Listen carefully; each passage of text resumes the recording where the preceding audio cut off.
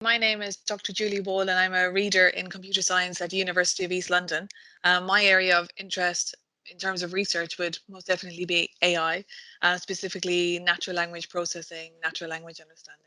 My name is Elemi Atigolo. I'm the co-founder of Inatigo. So we are a AI-focused venture builder and solution provider. I'm also a co-founder of a digitally led private wealth management firm. My area of expertise is in applied AI and in the area specifically of voice and AI utilizing natural language. My name is Ahmad, Yahya. I'm an MSc AI student in UEL. My name is Tracy Constance, and I'm actually working with Dr. Julie Wall, who is my manager. So I'm an assistant in machine learning. I'm actually working on an Innovate UK project at the moment, using speech, detecting deception in speech. Well, I guess speech recognition, which I'm going to talk about because that's what I'm interested in, is huge at the moment, and it has been huge since the deep learning boom. So since around 2010, 2012.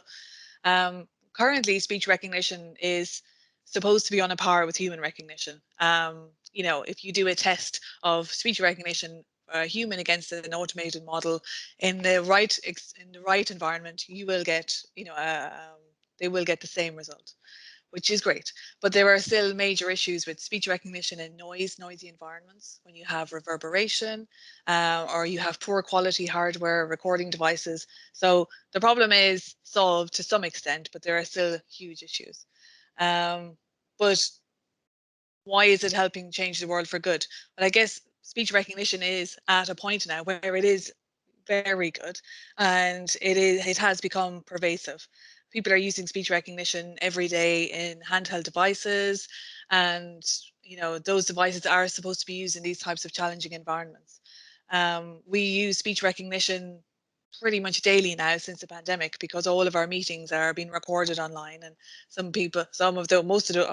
lot of those meetings, depending on your domain, will be recorded and transcribed and stored for future use. So I guess in terms of the technology we have is enabling us to do very interesting things, but there's still open issues that we need to work on. Yes, the speech recognition itself, if we look at speech overall and why it's doing such amazing things, is because, speech to humans, have been around, for, millions of years. That's a natural format. And because the AI, so the ability to actually understand the intents of individuals, it has developed so much. So you've got the speech synthesis, which is one part, but it's the understanding of the intents and what's actually said, which has developed greatly. It's allowing individuals that may not be able to use, other methods of communication. They may not be able to physically type or things of that nature, but they can use speech. It opens up the world to really be able to interact with computers and the facilities in a way that, previously, before, you might have needed a keyboard, you might have needed a tablet and so forth, but now you're able to use speech. And we've seen it in so many different areas, from financial to health tech to all of these different education as well. And so it's really opening up those opportunities for the future. So it's really exciting area. But what I would like to talk about is the increasing number of industries are incorporating actually voice recognition technology into their processes, with the aim of facilitating tasks such as using virtual assistant like Alexa, Google Home to carry out various tasks, sending voice messages, setting up alarms, scheduling calls, and fetching online news. Another area is also to fight against fake news, like detecting synthesized voices from the original voice. So the combination of text generation, text to speech, lip sync animation to help doing that.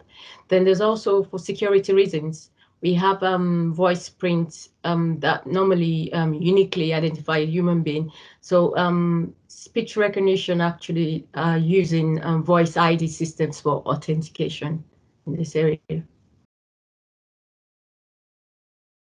We have seen such an increase, with Alexa and Alexa with Google. If we look at, say, Google Assistant now, there's estimated about 1 billion devices, and the expectation is as we get to 2025 to 2030, that's just going to increase. Now, how that's actually disrupted is because now you have almost, in a sense, no boundaries, no rules. Google and Alexa are even your homes, they're in your devices. Now, that is fantastic, but it does open up a lot of concerns for privacy, just because, if we look at how you interact, although there's different keywords and so forth, there's always the risk of, how do you ensure that the information is actually secure? How do you ensure that you're not being listened to, which causes some concerns for many individuals. And also causes concerns where those applications are used in very sensitive environments, whether that might be an Alexa, that might be in your office, and you're speaking about very personal, specific items, whether that might be client information and so forth. So it's extremely disruptive, as the likes of what Tracy mentioned, in terms of how it's actually being utilized in so many different industries across the board. But it does open up some concerns where you then have to rely on how those big tech companies, what are they actually doing with the data? How are they using the data, although they're using it from a machine learning point of view, but at what level? And that's where a lot of the ethics comes into how the AI is actually utilized to ensure that you don't get bias. Tracy mentioned about how the voice synthesis can be utilized in different areas. It's also ensuring that that voice is not allowing a bias to be created within inside the AI in terms of how the voices are utilized and so forth. So it's disrupting a lot of areas, but there are a lot of things that need to be considered, especially with respect to privacy and so forth. The disruption is so wide, whether it's from the company's point of view or from the ethics, from the end user. I guess I would think of it in terms of the customer and their interaction with the, whether it's a bank or an insurance company or even just a customer service in a contact center. All of this is recorded.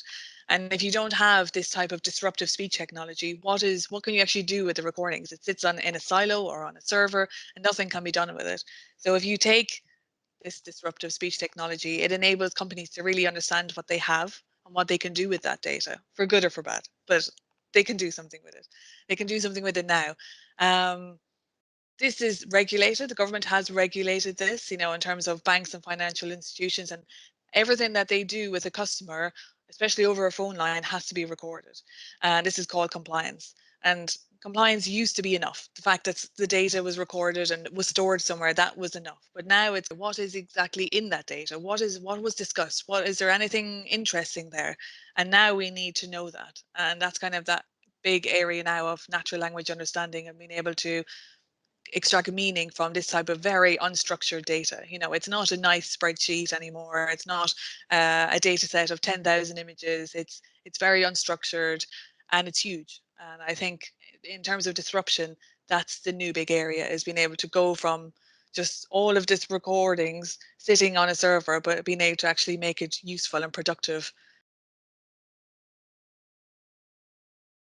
We've spoken about the open issues in speech recognition, diarization, enhancement, and all those things, where natural language understanding, I think is going to be the booming area in AI with the future, because as we are collecting a lot of data, audio data, that we are able to extract meaningful insights from them these days. And then we also see areas of audio recordings on that people are using to they get your voice and it's being synthesized, creating audio recordings of people speaking sentences and using them for Zoom. We can see what happened also during the lockdown with the Zoom. So that's the area, I think. I think Tracy summed it up quite well. There are open issues, and as she mentioned, such as improving speech, speech enhancement, diarization, being able to work out who's actually speaking when.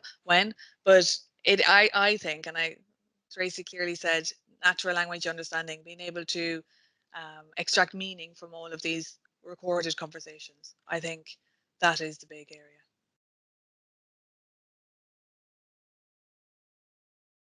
data now is becoming, or has become already, people say the new gold, the new oil in that regard, just because of how that data can be used. Dr. Julie had already mentioned, and so Tracy, as data is what's key. And when we look at the implications, it's really going back to, well, who owns that data? How is that data actually owned in terms of how that information that is actually extracted? We've seen some of the implications with the likes of Facebook and so forth, in terms of users being able to provide their data, it being used for other purposes. And we can really see that inside of the AI space. If I'm interacting with some form of artificial intelligence system, and it extracts my data, and how that data is actually utilized. If that data is then utilized to advertise to me in a different way, or so forth, that's some of the key implications when we look at some of the ethics behind the use of that data, and really about the ownership. And where we're seeing now the real huge push we've seen already with GDPR and so forth, with HIPAA, with the California and so on, it starts to get very interesting, in that space with respect to data. But I can really see a world where you really have to have that agreement before interacting with these different devices and solutions, so that you as the consumer knows that you are actually releasing your data for use in these different circumstances, but more than just ticking the box of I agree to the privacy terms. I think that we're moving to there'll be a lot more notification transparency on that. We saw recently with WhatsApp, Facebook stating that they're changing their terms for WhatsApp, and WhatsApp having a complete decline in terms of how many people are trying to uninstall it. And so as we look at AI, I'll expect to see that happen a lot more. Yeah, I think one thing I would like to add here is about the data that has already been collected, or the data that's being collected today and tomorrow. What's actually going to happen with that? Because it's not so stored somewhere and never looked at again. It's out there now. It's out. It's online. It's on somebody's servers. The companies have it. So whether that data is being used ethically today, what's going to happen in 20 years' time? So I think people should be very conscious, as Elemi have said, instead of just ticking away, oh, I'm okay with this, but do they actually understand? And I don't, like, I'm not an expert on this. Do we understand what the data is going to be used for? And what's going to happen? Is that data going to be destroyed after 5 years, for example? Is the data going to be processed and mined for new meaning that people weren't actually prepared for? So I think that's something to really consider. And I think the methods that we had for extracting data in the past took time, and there was like a manual thing. Now we extract data in an automated way, using different types of measurements. And so that means that data is just being collected continuously in real time. Again, how is that going to be used? And I think that's a major concern. So what happens when the data we are collecting doesn't represent the society in which we live? Yes. So I think when it doesn't represent the society where we live, we are prone to biases. So there will be flaws in the system. And then because it's not actually taking into consideration the whole population. So that is what we have to fight against, potential ethical issues that, so that in order to reduce biases that are entering into the system, and have a transparent view of what kind of data we're collecting, and to be sure that we have an equal partition of all that represents everybody. Does that mean currently we have people debating about these issues, or they are just left for individuals to fight on their own? No, because I think it's the work of the like the data scientists, because normally when we get data, we always get it in an unstructured form. So whatever data we're collecting, we have to be sure that they are equally balanced, and then they represent. If I use an example, we have the one with the car, self-driving cars. It's somebody because of the color of their skin, but because they didn't have they hadn't factored that into the model for it to be able to take into consideration the whole representation of all the color schemes and stuff like that. So if that has been, I think it's an area, a very big issue It's not only related to self-driving car. It has to be like incorporated into all areas, that any sample data we're taking, everything has to be balanced, and it has to be well represented depending on the area we are dealing with, so that the bias cannot creep into the system. So that the government also has to instill rules like in the GDPR and things like that, to make sure that companies actually respect these unfair biases that creep into machine learning algorithm. Data is an issue for sustainability. And the way we live our lives at the moment, especially over the last year, where we spend, 12 plus hours a day online on Teams, we binge watch TV shows. I have too many apps on my smartphone I don't even look at. I take 10 photos of my daughter before I share one with my whole family. Social media itself, we're constantly generating new data and sharing it. And the gigabytes of data that we're using, even though it's invisible, it is coming at a significant cost to the environment. I've heard some experts say that our use of social media is an equivalent to the airline industry in terms of how unsustainable it actually is. So yeah, I think that's an issue. I'd like to just put that out there and just say the opposite of what you asked, but I think data is an issue for sustainability. Yes, you're definitely right that is an issue. I think probably one of the things is the ability to use AI in some respects to help to combat. We're seeing a lot more companies. I think IBM came out recently and stated that they are looking to make their servers by 2030 carbon neutral, but through offsetting. Now that doesn't obviously change the fact on how much the damage it can have across the board, but we are also seeing different solutions that are coming out to really help to provide greater awareness. My co-founder had developed a conversational assistant that was designed to help people understand and become more carbon literate, to understand what things they should be doing.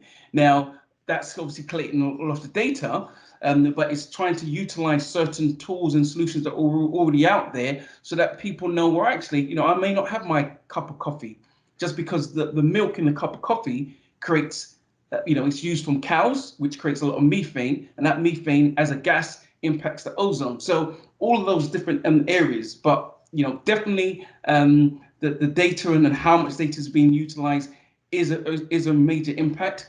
But at the same time, we are also seeing areas that are helping to reduce, like we're utilizing Teams now. Now, if all of us got together, we had to travel, all of that costs, all of that has a carbon footprint. So it's there's a balance, but definitely the data centers are huge, and it does have a major impact on the environment that does need to be looked at.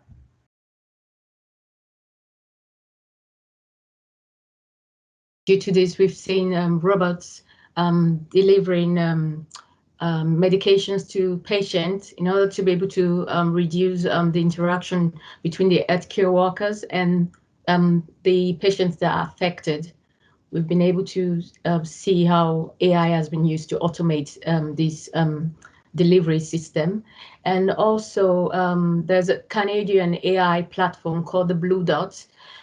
They were able to use AI to identify clusters of unusual pneumonia cases in Wuhan even before the COVID was detected. We also have countries like China where they have implemented track and trace mobile apps, which work. Actually, it's more in China that this has really had a positive impact, where they've been able to aggregate and analyze data on the spread of the virus by just using these track and trace mobile apps. My problem with this track and trace is all this data that is being used to track people down, and people a bit worried about their data being misused. It goes to people's understanding of how their data or why their data is being used. Why is it of importance? And also, how is it being used? In this case, it's for track and trace. But then going back to our previous points in terms of, the ethics and the storage of the data is how long is that data going to be used for? Is it going to be stored, as a university academic, when we start research projects, one of the ethic restrictions is that if we collect data, it should be destroyed after 5 years. Is that commonplace across the rest of the industry? I'm not actually sure. So I think, these track and trace, it was so important. It is very important to get that up and running as soon as possible. But there are long-term considerations which probably need to be thought about. How long is that data actually going to be stored for? And is it ever going to be used for anything else?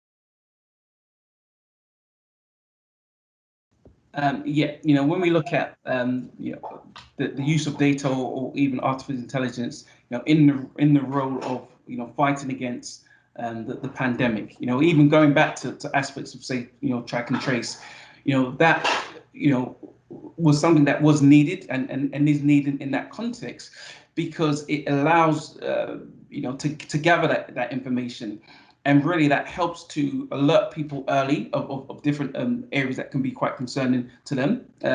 It also helps to, by the nature, to track the movement, which then helps to understand where the spread is, which can help to really discuss the policy that might need to be implemented because they're seeing movement or they're seeing high cases in different areas.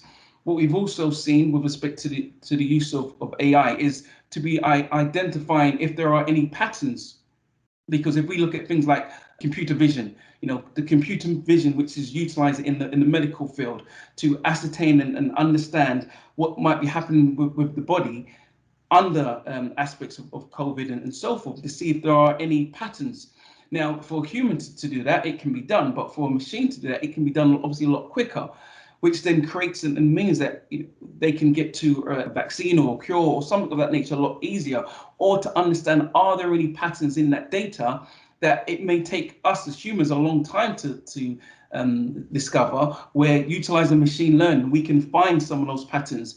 And then from those patterns, we might be able to deduce from that data, okay, this is what we need to look at. And so, in a way, utilizing that machine learning has helped really in some respects speed up where we are, why we've been able to really move things a lot quicker than if it was just, individuals, telling people, I went to this bar, or I went to this hotel, and you're telling people by word of mouth, where utilizing, say, something like a track and trace, it can alert many individuals, and they have that viewpoint of where you are to see if there's any pattern. So I think definitely it's been a real positive in that space. But as Julie Ward had mentioned, there are some concerns as to how long will that data be used for, and what other purposes may that data be used for. So those are the other things that, again, just needs to be looked at.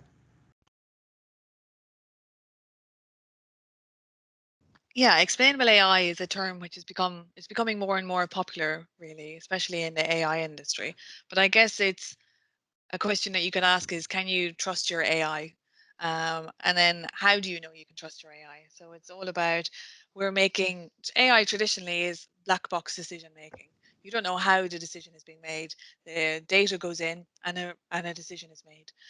We don't traditionally, especially with traditional AI techniques such as neural networks, it's not clear how the decision is made or why the decision is made, and what were the factors made the decision swing from this, a yes or a no.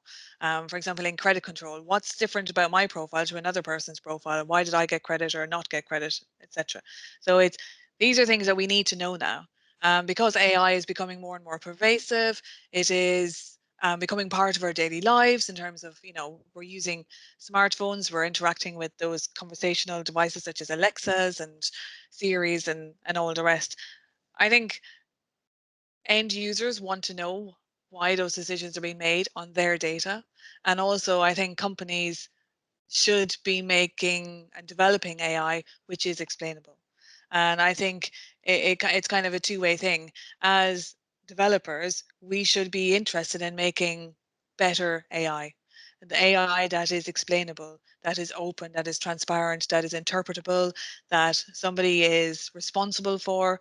And I think, these are big issues, big open issues of today. And that's why explainable AI just seems to be a boom.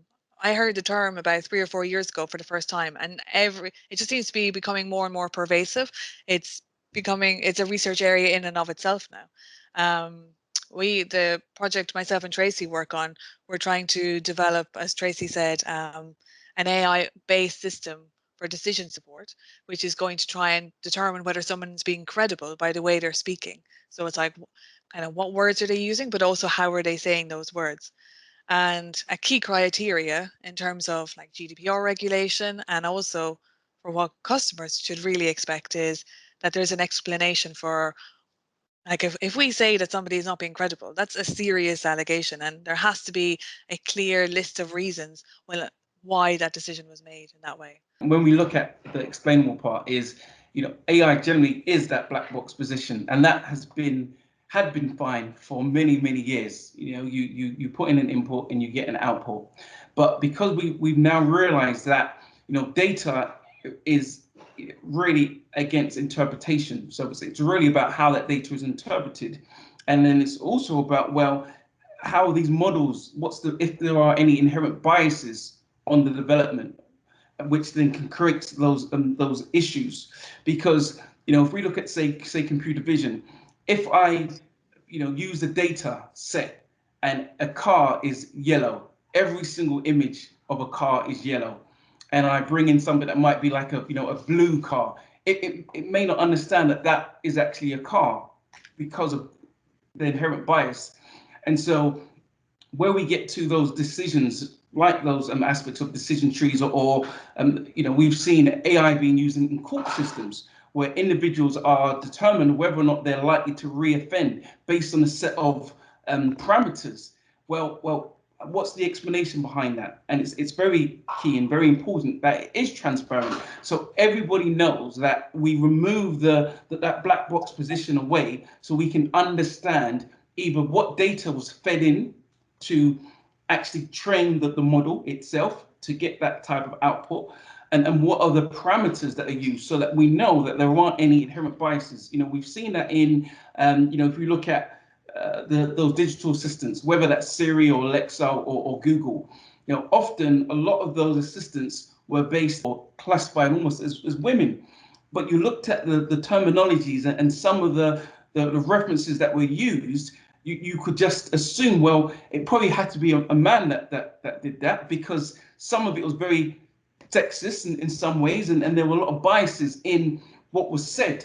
And so that's why it is so important to really understand, well, how has that led to those positions, so that we remove the biases and we get more transparency into the data, and also in the output. Having a model that has that inbuilt explainability functionality actually allows us to be able to verify predictions, identify those flaws, and be able to repair them, because it makes it possible to investigate why the model makes this prediction and to be able to amend very quickly. Future computers will be much more faster and also smaller, and we can see them moving into fabrics in our clothing, into the human brain also. We've seen somebody that didn't have so much time to live, where half of his body is already been computerized. And the fact that quantum computing also are faster than bytes in several computing problems, such as database searches and factoring, which are what we are going to be using to store this data. They can hold much more information than the normal computer that we're using at this time. So we're just going to be like traveling of information at a very fast rate with the 5G development also. So there's a lot of things that are going to be exploited, I guess. We've got these huge language models that are being developed now by only large corporations can actually train them. Us mere mortals, individual people with the resources that we have access to, we cannot create these huge language models. So you've got NVIDIA who've created the Megatron, OpenAI have created the GPT-3, and these are huge models, and they are making a lot of natural language applications possible. And I don't think we even are aware of what applications we can actually derive from these types of models in the future.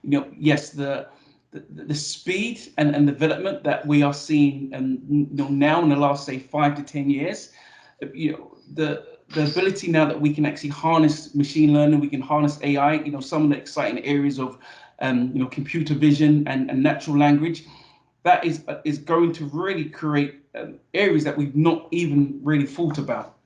We've seen things from things like digital humans, the ability to interact with avatars that utilize natural language, but understand intent and provide a hybrid between your typical virtual assistant and a human itself. And so if that's where we are now, and we have just really hit the tip of the iceberg, it's amazing where things can be. It does create some concerns in some respects, because as that access to the data, if we look 15, 20 years ago, I remember going to the library to look at an encyclopedia and books to access information, where now I can type that either into a Google, or I can get access to the book on Amazon. And that's where we are now. And so it opens up the spectrum to access the information, but it also opens up the risk as to how that information will be used, how that data will be used. And all of these training models, if we think of even when you go on like a Google or so forth, and you get that capture that says, please indicate which one of these is a van, you're helping Google in that respect train their model to understand what a van looks like from all these different angles. And so although it's used for sending an email, actually that data is also used to train that model. And so it's understanding all of the interaction that we have in all of this technology, and is it going to be used for other purposes as opposed to just me finding out what the latest book is, when actually I'm using that data to train and understand what people in my area, in my profession, like to read. Those are some of the areas, but it's very, very exciting.